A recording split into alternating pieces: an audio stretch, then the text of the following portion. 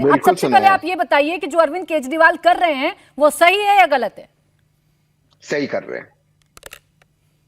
कैसे? बिल्कुल सही कर रहे हैं, मैं समझाता हूँ। और क्योंकि मेरा हाँ, थैंक यू, आपको भी शुभकामनाएं नववर्ष की, और प्राची जी आपको सभी दर्शकों को और फेलो पैनलिस्ट को नववर्ष की शुभकामनाएं। ऐसे ही सर झुकाते रहो और आशीर्वाद लेते रहो बड़े भाई का। अब सुनिए, कहीं से आप सिलेक्टिव निकालते हो उसका कोई अर्थ नहीं है। मैं बिल्कुल मानता हूँ अरविंद केजरीवाल जी ने पूरा देश के साथ, उन्होंने उस अन्ना मूवमेंट में फ्रॉड किया। आधे लोग आम आदमी पार्टी में गए, आधे लोग भाजपा में गए, और फ्रॉड मूवमेंट था। मैं आज भी कह रहा हूँ, मैं उससे मुंह नहीं मोड़ रहा हूँ। और उन्होंने बहुत सारी गलत बात की, लेकिन क्योंकि उन्होंने गलत किया, इसका मतलब ये नहीं कि भाजपा को क्लीन सर्टिफिकेट मिले, क्लीन चिट मिले कि वो गलत करे ईडी द्वारा।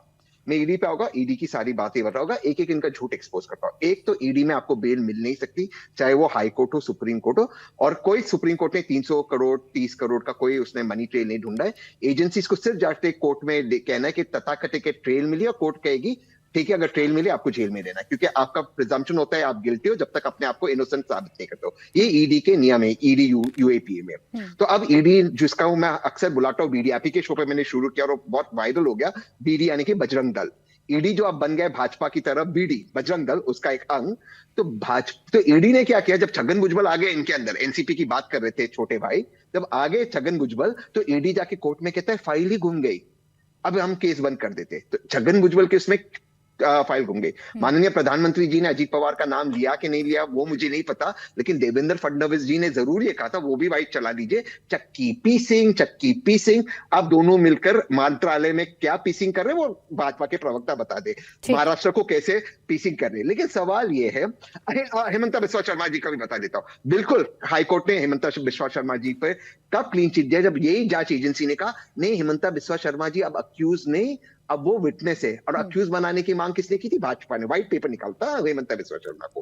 वाईएस चौधरी जी, भाजपा के आने से पहले जो इनके प्रवक्ता और मेंबर ऑफ पार्लियामेंट है, उन्होंने पत्र लिखा था इनको ऐसे ऐसे देशों से पैसे मिले, ऐसे ऐसे लोगों से, जिससे देश को खतरा हो सकता है। आज भाजपा में आ गए तो वो ऐड है ना, washing powder Bhajpa, washing powder Bhajpa. लेकिन तहसीन पूनावाला जी, बस एक सवाल का जवाब दे दीजिएगा। जो दिल्ली कांग्रेस है वो तो कहती आई है ना कि शराब घोटाला हुआ है, वो तो कहती आई है ना कि हमने एक्सपोज किया, उसने तो कहा ना कि ये कार्रवाई ठीक है। अब ईडी के सामने पेश हो जाने से क्या बदल जाएगा?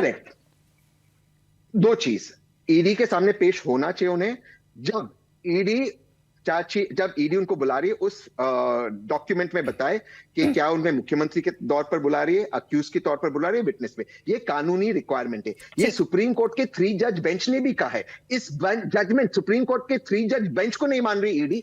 देखिए प्राची जी, कल ईडी ने अगर आपको मुझे समन किया, हमें भी जाना पड़ेगा, लेकिन ये हमारा कानूनी और संवैधानिक अधिकार है ना, हम जाने किस हैसियत में बुला रहे। बिल्कुल अधिकार है। और जब आपको लग रहा है तहसीन पूनावाला जी, ये सवाल ना मैं जानना चाह रही हूँ आप लोगों से, और इस सवाल का जवाब मुझे मिल नहीं रहा। आपसे उम्मीद है फिर शहजाद जी से जवाब लूंगी इस बात का। मैं बस एक छोटा सा सवाल ले लूं मैं उनसे। मेरा आपसे ही सवाल है कि जब आपको पता है कि ईडी इनके इशारे पर काम कर रही है, आपको पता है ये लोग तो आपकी सुनेंगे नहीं क्योंकि परेशान करना है, तो आप कोर्ट में जाकर क्यों नहीं बताते, क्यों नहीं चैलेंज करते कि ईडी ने गैर कानूनी तरीके से हमें समन भेजा है? हाँ, वो कोर्ट में वो चैलेंज वो अरविंद केजरीवाल जी को करना चाहिए, लेकिन जो बेल का चैलेंज है वो ईडी के कोर्ट में आपको बेल नहीं, आपको ईडी के सेक्शंस में आपको बेल नहीं मिलेगा। लेकिन मैं एक चीज ऐड करना चाहता हूं, बंसल का जो केस था ईडी के अंदर, ईडी क्या करती है, आपको समन करेगी। कभी कभी ईडी आपको एक केस में समन करते है, दूसरे केस में अरेस्ट करती है। ईडी ने ये सारे कारनामे किए, ये सारे डर हैं। शहजाद पूनावाला से जवाब दे दीजिए, फिर आशुतोष जी। पहले तो तहसीन पूनावाला, ठीक है तहसीन आपकी बात हो गई। पहले तो तहसीन पूनावाला, मैं आपके प्रति नहीं सर झुका रहा था, मैं ये विवशता से झुका रहा था कि एक उदाहरण राम और लक्ष्मण और भरत का है कि खड़ा रखकर सिंहासन चलाया, और दूसरा आदर्श ये है कि छोटे भाई को वीडियो दिखाना पड़ रहा है कि बड़ा भाई ये कारनामे करता है और 6 महीने में अपना स्टैंड बदलता है। तो ये प्रभु राम से लेकर तहसीन पूनावाला तक कितना अंतर है संस्कृतियों में, ये बता रहा था। अब छोड़ देते इस विषय पर, मैं एक एक करके आपका जो धोखा है और झूठ है दर्ज करता हूं। बीच में मत बोलिए आप बीच में मत बोलिए। पहले तो तहसीन पूनावाला ने कहा कि ईडी में बेल नहीं मिलती। मान्यवर मनीष सिसोदिया सीबीआई के केस में गिरफ्तार है, हाईकोर्ट का ऑर्डर पढ़कर सुना रहा हूं, सुन लीजिए। 90 to 100 crore rupees bribe was meant for him. Prima facie, the applicant can be held to be architect of criminal conspiracy. High Court in CBI case under POCA and IPC. Arvind ji बैठे हैं, ये PMLA का कोई लेना देना नहीं, पहली बात। दूसरी बात, इन्होंने कहा कि देखिए ये ईडी में बुलाकर परेशान करेंगे, तो भाई इसको एक अलग मामला है।